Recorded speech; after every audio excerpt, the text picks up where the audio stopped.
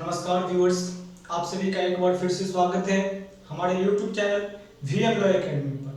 तो देखिए, अभी हम लोग जो पढ़ रहे हैं वो हिंदू लॉ पढ़ रहे हैं। अभी हम लोगों की जो क्लासेस चल रही है वो हिंदू लॉ की क्लास चल रही है। जैसा कि मैंने प्रीवियस क्लास में आपको बताया था कि मैथ्स पॉइंट ऑफ व्यू से भी पढ़ाते चलेंगे और क्वेश्चन राइटिंग भी करवाएंगे। लेकिन जैसा कि आपको पता होगा, हो ही गया होगा कि कल बिहार पब्लिक सर्विस कमीशन ने बिहार सिविल जज की, बिहार जुडिशियल सर्विस की नोटिफिकेशन जारी कर दी है। तो अभी बिहार में एग्जाम होने वाली है, अब तो नोटिफिकेशन आ गई तो एग्जाम होने ही वाली है। तो मैंने सोचा कि अभी अब क्या करते हैं, प्रीलिम्स पॉइंट ऑफ व्यू से पढ़ाना स्टार्ट करते हैं और पीटी पॉइंट ऑफ व्यू से देखते हैं कि क्या क्या प्रश्न कहाँ कहाँ से बनते हैं। इन सारे प्रश्नों को वन बाय वन करते हुए विथ केस लॉ, जो केस लॉ महत्वपूर्ण होंगे उस केस लॉ को भी स्टार्ट करते हैं और मुख्य रूप से प्रीलिम्स पॉइंट ऑफ व्यू से पढ़ते हैं। अगर हम प्रीलिम्स पॉइंट ऑफ व्यू से पढ़े तो मैक्सिमम 20-25 क्लास में हिंदू लॉ कंप्लीट हो जाएगा। तो स्टार्ट करेंगे प्रीलिम्स पॉइंट ऑफ व्यू से ही और वन बाय वन देखेंगे कि क्या क्या है। और साथ ही साथ बहुत जल्द हम कोशिश ऐसा करेंगे कि शाम का एक टाइम रहेगा, वो हम आपको बता देंगे मैसेज के माध्यम से। तो आप में से जिन लोगों ने अभी तक हमारे व्हाट्सएप ग्रुप से नहीं जुड़े हैं, आप हमारे व्हाट्सएप ग्रुप से जुड़ सकते हैं। डिस्क्रिप्शन बॉक्स में व्हाट्सएप ग्रुप का लिंक दिया हुआ है, तो आप वहां से हमारे व्हाट्सएप ग्रुप में जुड़ सकते हैं और समय समय पे आपको नोटिफिकेशन से संबंधित या क्लास से संबंधित जो भी नोटिस होगी वो आपको मिलता रहेगा, तो आप लोग जुड़ सकते हैं। और मेरा प्लान है कि अपकमिंग बहुत जल्द हम एमसीक्यू करवाएंगे। शाम को एक टाइम फिक्स करेंगे और सूचना आपको दे दिया जाएगा कि शाम को एक टाइम रहेगा 7 से 8, 8 से 9, जो भी एक टाइम फिक्स करेंगे और उस टाइम प्रतिदिन हम लोग एमसीक्यू करेंगे। तो हम लोग शुरू करते हैं हिंदू लॉ और हिंदू लॉ के प्रीलिम्स पॉइंट ऑफ व्यू से देखते हैं कि क्या क्या प्रश्न महत्वपूर्ण है और क्या क्या प्रश्न प्रायः पूछे जाते हैं। अगर कुछ ऐसे टॉपिक भी आएंगे पीटी में जिसको थोड़ा सा एक्सप्लेन करना जरूरी है तो हम उसको भी करेंगे और उसको भी हम समझाएंगे। तो आप लोग हमारे YouTube चैनल को सब्सक्राइब कर लीजिएगा और ऐसे जो आपके भाई बहन या हमारे भाई बहन जो अपकमिंग एग्जाम देते हैं उन तक हमारे चैनल को शेयर भी करिएगा और वो भी अपनी तैयारी को बेहतर कर सकते हैं हमसे जुड़ करके। तो चलिए शुरू करते हैं और आज पढ़ेंगे हम लोग सोर्स ऑफ हिंदू लॉ। देखिए, हिंदू लॉ की जब बात करते हैं हिंदू लॉ के सोर्स दो होते हैं। एक होता है एंशिएंट सोर्स जिसको हम प्राचीन स्रोत कहते हैं और दूसरा होता है मॉडर्न सोर्स जिसको हम कहते हैं आधुनिक स्रोत। देखिए, हिंदू लॉ की जब बात करेंगे स्रोत से भी प्रश्न कई बार पूछे गए हैं। हिंदू लॉ के कितने सोर्सेस हैं, कितने स्रोत हैं? तो दो स्रोत हैं। एक प्राचीन स्रोत है जिसको एंशिएंट सोर्स कहते हैं, दूसरा मॉडर्न सोर्स है जिसको आधुनिक स्रोत कहते हैं। अब देखिए, इस दोनों की बात करेंगे तो इस दोनों को भी बांट चुका गया है। अब जब बात करेंगे एंशिएंट सोर्स तो ये 4 प्रकार के होते हैं मुख्य रूप से और ये 3 प्रकार के होते हैं। तो सबसे पहले हम लोग एंशिएंट सोर्स की तरफ चलते हैं। अगर हो तो आप लिखते चलिएगा, बेहतर रहेगा। अब देखिए, एंशिएंट सोर्स की जब बात आप करेंगे तो एंशिएंट सोर्स में क्या क्या आता है। तो देखिए, एंशिएंट सोर्स में जो सबसे पहला है प्राचीन स्रोत में वो श्रुति है।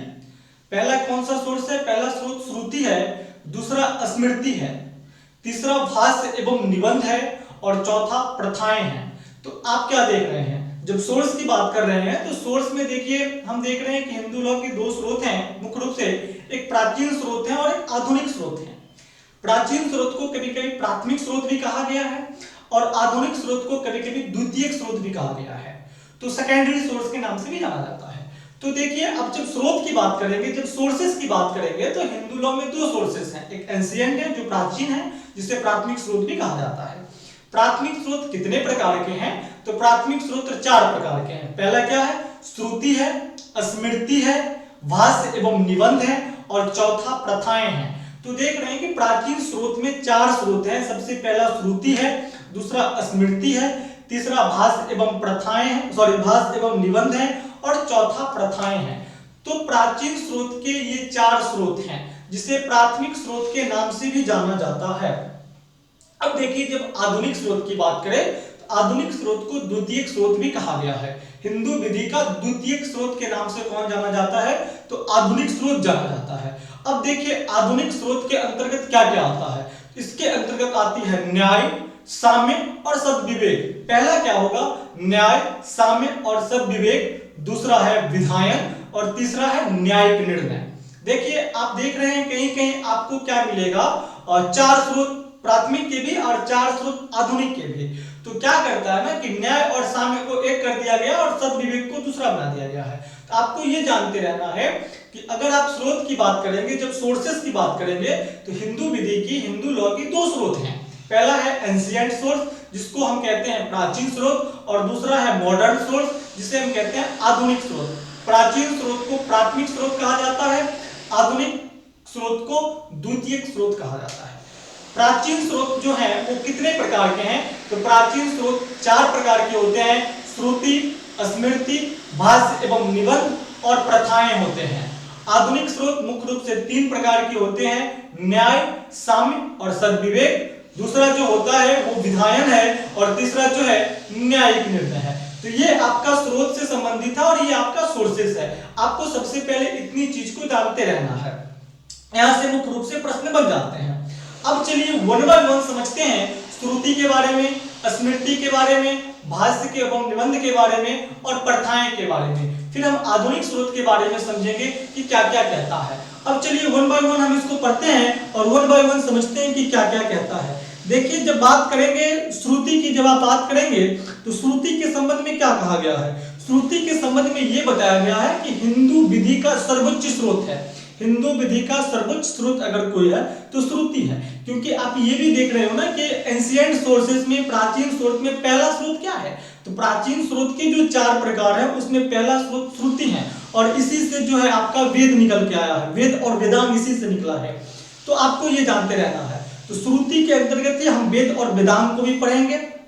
वेद कितने प्रकार के हैं तो ये भी ध्यान रखिएगा, वेद जो हैं वो आपके 4 प्रकार के हैं और वेदांग कितने प्रकार के हैं? 6 प्रकार के। कभी कभी एग्जाम में पूछ देता है वेद कितने प्रकार के हैं, तो 4 प्रकार के, और वेदांग कितने प्रकार के हैं, तो 6 प्रकार के।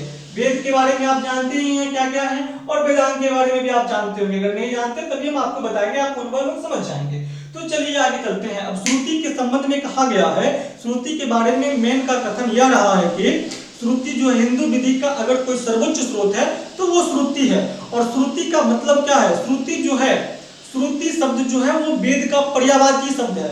तो अगर आपसे कभी पूछा जाए श्रुति किसका पर्यायवाची शब्द है, तो श्रुति जो है वो वेद का पर्यायवाची शब्द है। और वेद कितने प्रकार के हैं? तो वेद आपके 4 प्रकार के हैं, ये ध्यान रखेंगे। अब देखिए श्रुति कहता क्या है? शब्द से ही पता चल जाता है कि जो सुना गया हो, जो सुना गया हो वो श्रुति के अंतर्गत आता है। क्या है? जो सुना गया हो। श्रुति का क्या अर्थ होता है? श्रुति का शाब्दिक अर्थ होता है जो सुना गया हो। तो जिस चीज को सुना गया हो उसे हम क्या कहते हैं? श्रुति कहते हैं। और श्रुति क्या है?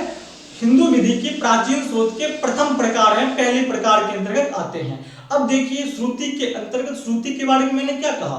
श्रुति जो है वो वेद का पर्यायवाची शब्द है, और श्रुति के अंतर्गत वेद और वेदांग भी आते हैं। वेद कितने प्रकार के होते हैं?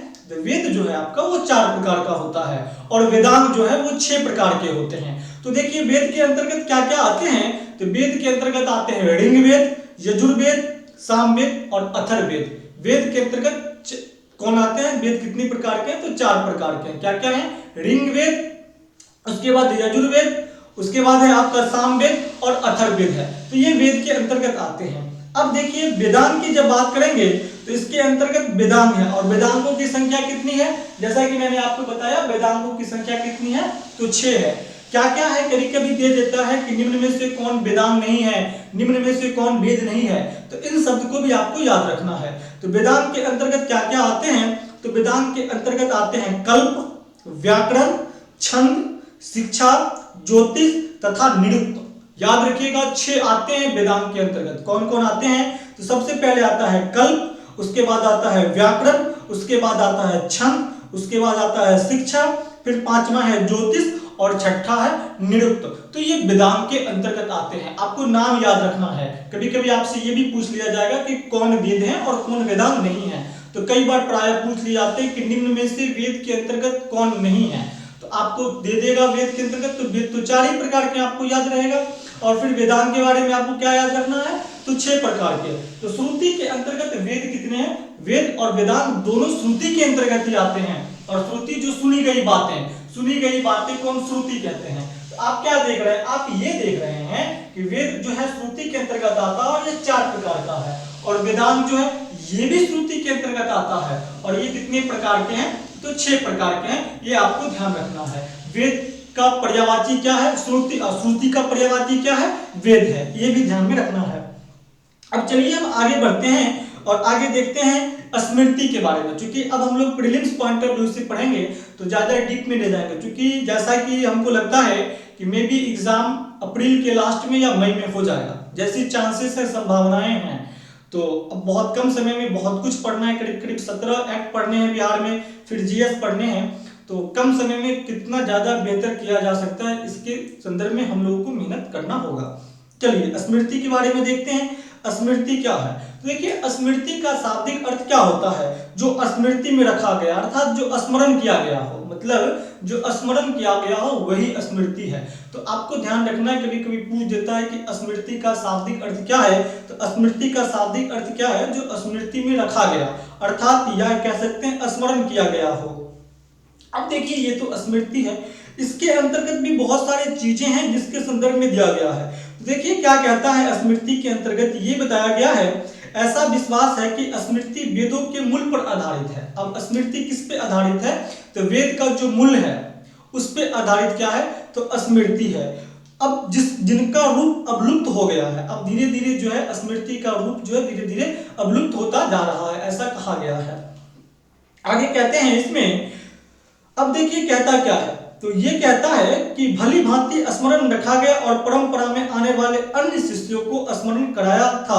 अतः हम कह सकते हैं कि स्मृति मानव उद्भव है। स्मृति क्या है, तो मानव का उद्भूत भी कहा गया, तो ये भी ध्यान रखिएगा, स्मृति को क्या कहा गया, तो मानव का उद्भूत भी कहा गया है। अब इसके अंतर्गत कुछ धर्मशास्त्र की संज्ञा दी गई है, स्मृति के अंतर्गत कुछ धर्मशास्त्र की संज्ञा दी गई है। तो कहता है कि स्मृति श्लोक में है, स्मृति किस में है, तो स्मृति हमेशा श्लोक में आता है, ये भी ध्यान रखिएगा। स्मृति किस में आता है, तो श्लोक में आता है। उन्हें धर्मशास्त्र की संज्ञा दी गई है, क्या दी गई है, धर्मशास्त्र की संज्ञा दी गई है। इसके विशिष्ट रचनाकार कौन कौन है, उनका कुछ नाम है। तो पूछ देता है कभी कभी कि निम्न में से स्मृति के विशिष्ट रचनाकार कौन है, ऐसा भी प्रश्न बन सकता है, या निम्न में से स्मृति के रचनाकार कौन नहीं है, तो ये भी ध्यान रखना है। कुछ नाम है, नाम क्या है, मन्नु, यज्ञवल्लभ, नारद, विष्णु, बृहस्पति, कात्यायन तथा पारस्व, ये जो हैं ये स्मृति के रचनाकार हैं। तो ध्यान रखिएगा स्मृति के रचनाकार कौन कौन है, तो स्मृति के रचनाकार जो हैं वो मन्नु हैं, यज्ञवल्लभ हैं, नारद हैं, विष्णु हैं, बृहस्पति हैं, कात्यायन तथा पारस्वर हैं।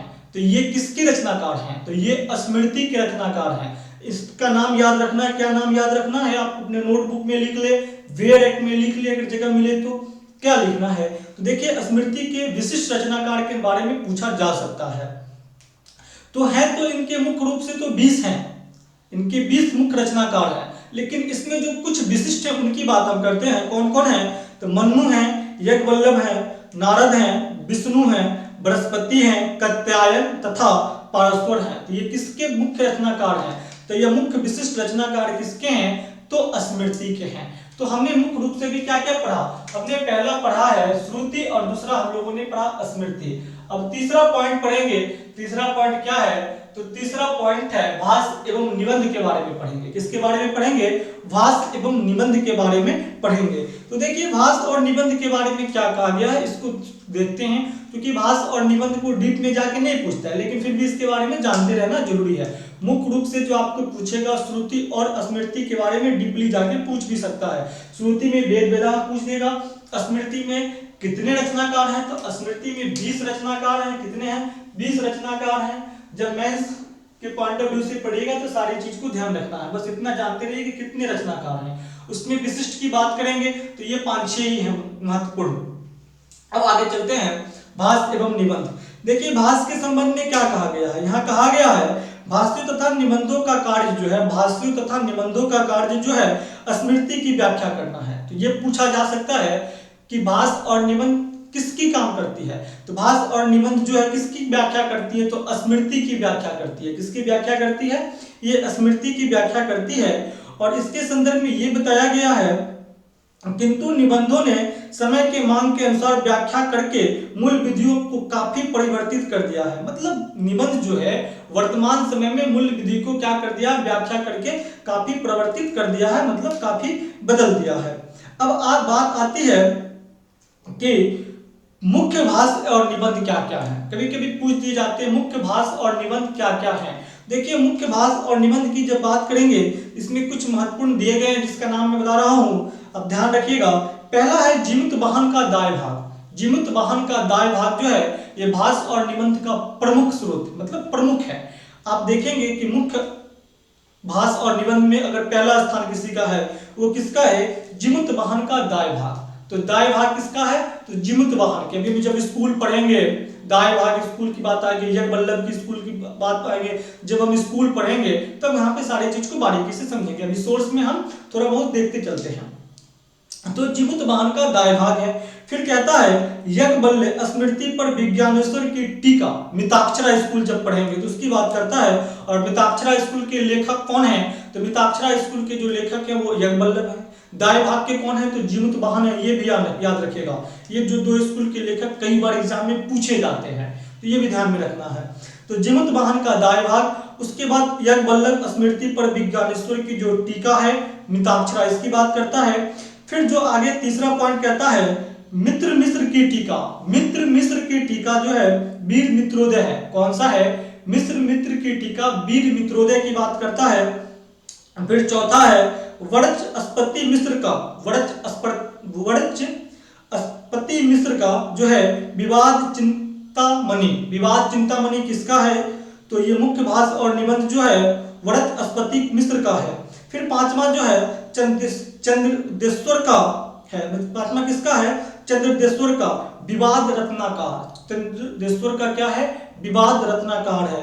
फिर आप छठा देखेंगे रघुनंदन का दाय तत्व। तो दाय तत्व किसका है ये पूछ सकता है, तो रघुनंदन का है। किसका है, रघुनंदन का।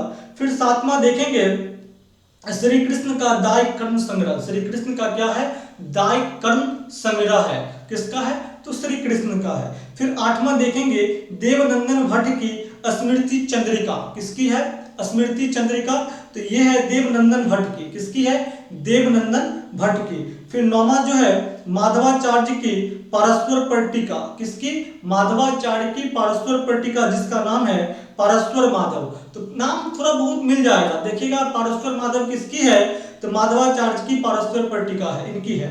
और दसवां जो है नीलकंठ का व्यवहार मयूख। नीलकंठ का क्या है, व्यवहार मयूख है।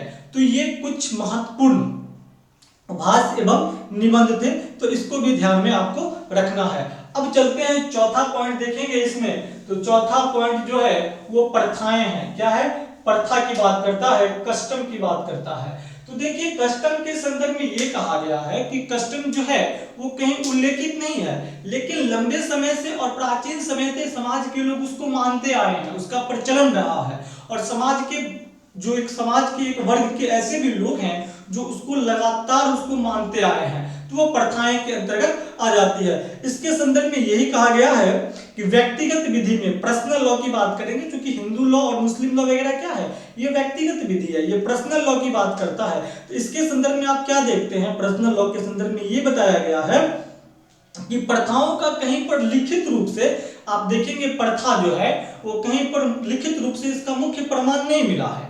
इसके संदर्भ में ये कहा गया है कि ये जो है प्रथाएं जो है ये प्राचीन है और एक लंबी अवधि से ये लगातार समाज के एक वर्ग इसको मानते आए हैं और समाज के एक वर्ग में इसका प्रचलन रहा है। जब समाज के एक वर्ग इसको मानते आए हैं और समाज के एक वर्ग में इसका प्रचलन रहा है, तो वो आज भी हमारे समाज में क्या है, धीरे धीरे उसी के अकॉर्डिंग क्रमबद्ध चलता रहता है। तो वो क्या है, वो प्रथाएं हैं। तो प्रथा के बारे में आप इतना जानते रहिए। प्रथा क्या है, प्रथा हिंदू विधि का चौथा प्राचीन स्रोत में चौथा महत्वपूर्ण स्रोत है। इसके संदर्भ में इसका कहीं लिखित प्रमाण नहीं मिला है प्रथा का। प्रथा के संदर्भ में ऐसा माना गया है कि समाज के जो एक वर्ग के लोग हैं वो एक लंबे समय से उसको धीरे धीरे एक वर्ग के लोग मानते आए हैं और समाज में उसका आज भी प्रचलन है। तो आज भी प्रचलन है और उसको समाज के एक वर्ग मानते हैं, तो वो क्या है, वो प्रथा के अंतर्गत आती है, उसको प्रथा माना गया है। इसको आप ध्यान में रखेंगे।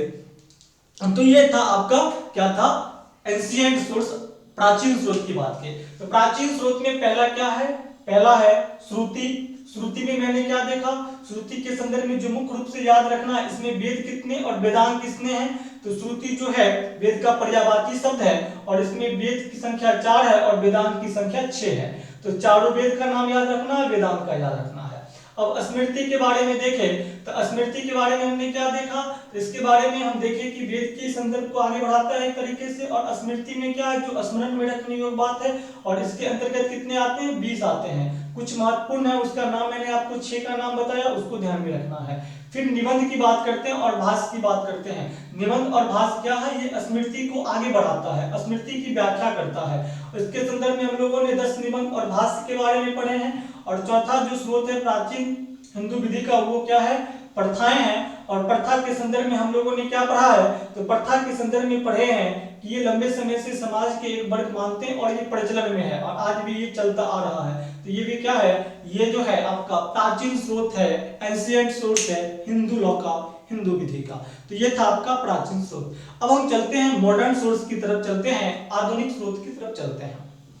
अब देखिए आधुनिक स्रोत के अंतर्गत क्या है, तो आधुनिक स्रोत के अंतर्गत न्याय को बताया गया है, साम्य को बताया गया और सद्विवेक, ये एक है। न्याय, साम्य और सद्विवेक के आधार पे क्या होता था, राजा महाराजाओं किसी का जजमेंट देते थे, किसी को न्याय देते थे। तो न्याय की जो प्रणाली थी वो किस आधार पर, तो कहते हैं न्याय, साम्य और सद्विवेक के आधार पर होगा। फिर विधायन आया, तो आधुनिक स्रोत में फिर दूसरा विधायन आया और तीसरा न्यायिक निर्णय आया।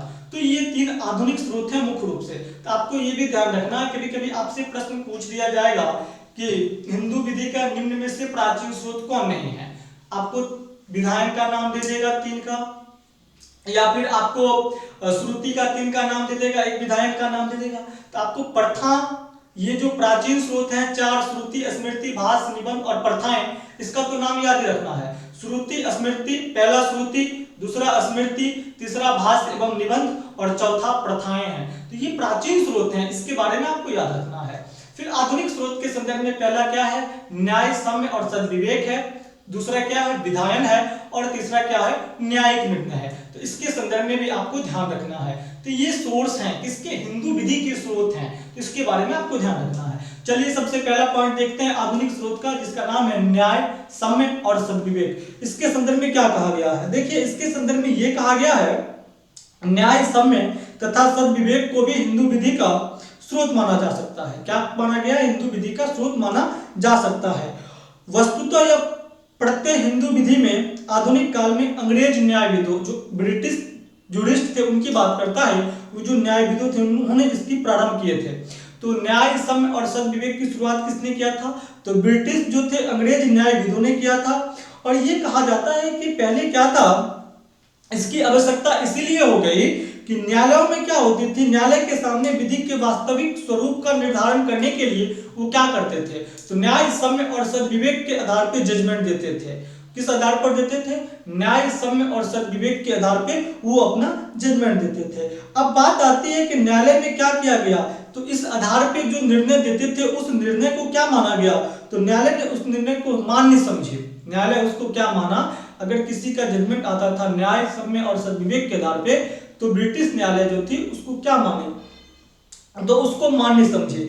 और वो ये कहता है बाद में, ये हो गया कि जहां स्मृति में दिए गए पाठ, अगर स्मृति में कोई बात बताई गई है, स्मृति में जो पाठ दी गई है उसमें अगर विरोधाभास है, अगर उसमें क्या है, विरोधी प्रतीत होती है, तो उसका कैसे मिलेगा, तो न्याय, साम्य और सद्विवेक के आधार पे उसको रखा जाएगा। तो ये बात आपको कहा गया आधुनिक स्रोत का जो पहला स्रोत है, आधुनिक स्रोत का जो आपका पहला स्रोत है, न्याय, साम्य और सद्विवेक में ये बताया गया है। अब दूसरा देखिए विधायन। विधायन के संदर्भ में क्या कहा गया, विधायन का मतलब लेजिस्लेशन, और लेजिस्लेशन अगर किसी विधि का निर्माण करती है, विधायन अगर किसी विधि का निर्माण करती है और उस विधि का निर्माण करके समाज में, देश में प्रवृत्त कराती है, तो वो विधायन के अंतर्गत आता है। तो विधायन के संदर्भ में आपको क्या याद रखना है, विधायन का मतलब होता है कि विधानमंडल के द्वारा जो बनाया गया विधि है, जैसे हिंदू मैरिज एक्ट हो गया आपका 1955, हिंदू सक्सेशन एक्ट हो गया, उत्तराधिकार अधिनियम 1956, एडॉप्शन एंड मेंटेनेंस एक्ट जो हो गया 1956, ये सब क्या है, ये सब विधायन के द्वारा बनाया गया है, लेजिस्लेशन के द्वारा बनाया गया है। तो जो विधि का निर्माण लेजिस्लेशन के द्वारा बनाया गया है वो क्या माना जाएगा, वो माना जाएगा आधुनिक हिंदू विधि का आधुनिक स्रोत के अंतर्गत आएंगे, और वो दूसरा स्रोत है आधुनिक विधि का। तो लेगिस्लेशन के बारे में इतना जानते रहिए विधायन के बारे में कि विधायन कहता क्या है। तो विधायन के अंतर्गत ये बताया गया है, जब विधानमंडल के द्वारा, अगर विधानमंडल के द्वारा कोई विधि का निर्माण किया गया है, विधानमंडल क्या करती है, विधानमंडल विधि बनाती है, तो हिंदू विधि व्यक्तिगत विधि के संबंध में अगर विधानमंडल ने किसी विधि का निर्माण किया है तो वो विधायन के अंतर्गत आएंगे, और वो क्या होंगे, आधुनिक स्रोत होंगे। तो इसके अंतर्गत कुछ बताए गए हैं, और साथ ही साथ आप देखते हैं कि समय समय पर उसमें संशोधन भी किया जाता है। तो विधानमंडल के द्वारा जो निर्माण किया गया है या विधानमंडल के द्वारा जो संशोधन करके बनाया गया कोई विधि है, तो वो क्या माना जाएगा, वो विधायन के अंतर्गत आएंगे। तो इसके अंतर्गत क्या क्या आ सकते हैं, इसके अंतर्गत जो प्रमुख स्रोत हैं आप देखिए, बाल विवाह निरोध अधिनियम 1929 आया, ये सब चीज को याद रखिएगा। इस कुछ एक्ट हैं जिनके बारे में पूछ देता है ये कब का है, तो देखिए बाल विवाह निरोध अधिनियम 1929 का है, हिंदू अधिगम के लाभ अधिनियम 1930, तो ये क्या है, ये अधिगम के जो लाभ हैं 1930 के हैं। उसके बाद देखिए इसमें क्या हुआ, ये सब पुरानी विधि थी। हमने क्या कहा, विधानमंडल के द्वारा या तो बनाया जाएगा या फिर उसमें संशोधन किया जाएगा। तो ये दो विधि में संशोधन किया गया है, बनाया गया 1955 की विधि आप देखिए वो बनाया गया, फिर 1956 में जो है उत्तराधिकार अधिनियम वो बनाया गया, तो ये सब बनाया गया, अब इस सब में संशोधित किया गया। देखिए क्या कहता है, इसके संदर्भ में ये बताया गया कि स्वतंत्रता के पश्चात अर्थात 15 अगस्त 1947 की बात करता है, संसद द्वारा कुछ ऐसे अधिनियमों की रचना हुई जिसमें हिंदू विधि के महान परिवर्तन हुए। हिंदू विधि में क्या हुआ, बहुत बड़ा परिवर्तन हुआ, और इस अधिनियम में हिंदू विवाह अधिनियम 1955 आया। आपको क्या मैंने क्या बताया, एक नया एक्ट बना, भारतीय गणराज्य के 6ठे वर्ष आया 1955 में, और कभी कभी पूछ देता है कि हिंदू विधि भारतीय गणराज्य के कितने वर्ष बाद आया। तो मान लीजिए ये 1955 का है, तो आपको ये याद रखना है कि भारत गणराज्य 1950 में बना, तो 5 साल ये और 1 साल ये, तो इसको लेके चलेंगे, 1950 को जोड़ के चलेंगे, तो 50, 51, 52, 53, 54 और 55, ये 6ठे गणराज्य में। फिर इसके बारे में याद रखिएगा ये 7वें गणराज्य में, तो ये सबको भी ध्यान में रखना है कि कौन से गणराज्य में बने हैं, तो ये भी ध्यान में रखना है। उसके बाद आपका क्या बना, आपका बना हिंदू विवाह अधिनियम, हिंदू दत्तक एवं भरण पोषण अधिनियम, हिंदू उत्तराधिकार अधिनियम 1956, हिंदू अवयस्कता तथा सुरक्षा अधिनियम 1956, फिर कोपार्सनर जो बना है 2005 में बालिकाओं के लिए, तो ये सब रचना हुई। तो ये क्या है, ये आपका सेकेंड सोर्स के अंतर्गत आएगा, द्वितीय स्रोत के अंतर्गत आएगा। और ये क्या है, इसका द्वितीय स्रोत, तो मॉडर्न सोर्स का, आधुनिक स्रोत का द्वितीय स्रोत। अब तीसरा आता है जो मुख्य है, यह है न्यायिक निर्णय। क्या है, न्यायिक निर्णय की बात करते हैं। अब न्यायिक निर्णय के संदर्भ में किसकी बात होगी, तो न्यायिक निर्णय के संबंध में सिर्फ भारत के सर्वोच्च न्यायालय की बात नहीं कर रहे हैं, न्यायिक निर्णय के संबंध में आपको प्रिवी काउंसिल की भी बात होती है। अगर प्रिवी काउंसिल ने कोई जजमेंट दिया है तो वो जजमेंट भी भारत में प्रिवेल करेगा, और इंडिया के सारे कोर्ट उसको मानने के लिए बाध्य है। जिस तरीके से सर्वोच्च न्यायालय के जजमेंट को इंडिया के सारे कोर्ट मानने के लिए बाध्य हैं, उसी तरीके से आजादी के पूर्व अगर प्रिवी काउंसिल ने कोई जजमेंट दिया है तो उसी जजमेंट के अनुकूल क्या करेंगे, ये अपना काम करेंगे। लेकिन बात आती है कि अगर कोई पटना हाईकोर्ट ने कोई न्यायिक निर्णय दे दिया है तो उसको मानने के लिए इलाहाबाद हाईकोर्ट बाध्य नहीं है। इलाहाबाद हाईकोर्ट ने कोई न्यायिक निर्णय दिया है तो मद्रास हाईकोर्ट मानने के लिए बाध्य नहीं है। तो आपको यह भी ध्यान रखना है कि सर्वोच्च न्यायालय के द्वारा दिया गया जजमेंट, न्यायिक निर्णय, प्रिवी काउंसिल के द्वारा दिया गया न्यायिक निर्णय जो है वो भारत के सभी पर प्रिवेल करेंगे, सभी पर प्रवृत्त करेंगे, परंतु कोई उच्च न्यायालय के द्वारा दिया गया निर्णय दूसरे उच्च न्यायालय मानने के लिए बाध्य नहीं है। तो ये भी आपको ध्यान में रखना है। तो आज की क्लास में हम लोगों ने क्या पढ़ा, हम लोगों ने सोर्सेस ऑफ हिंदू लॉ पढ़े। क्या पढ़े, हिंदू लॉ के सोर्स पढ़े। हिंदू लॉ के सोर्स में हमने क्या देखा, स्रोत में क्या देखा सबसे पहला एंशिएंट सोर्स देखे, इसको हम प्राचीन स्रोत कहते हैं। दूसरा हम लोगों ने आधुनिक स्रोत देखा। प्राचीन स्रोत के अंतर्गत क्या क्या है, श्रुति है, स्मृति है, भाष्य एवं निबंध है, और क्या है चौथा, परछाएं हैं। आधुनिक स्रोत के अंतर्गत क्या देखे, आधुनिक स्रोत के अंतर्गत देखे सम्या, सद्विवेक और सम्या देखे, सद्विवेक देखे ना। उसके बाद दूसरा क्या देखे, सम्या, सद्विवेक और न्याय ना, और न्याय, सम्या और सद्विवेक देखे। फिर दूसरा क्या देखे, दूसरा हम लोगों ने विधायन को देखा, और तीसरा न्यायिक निर्णय को देखे।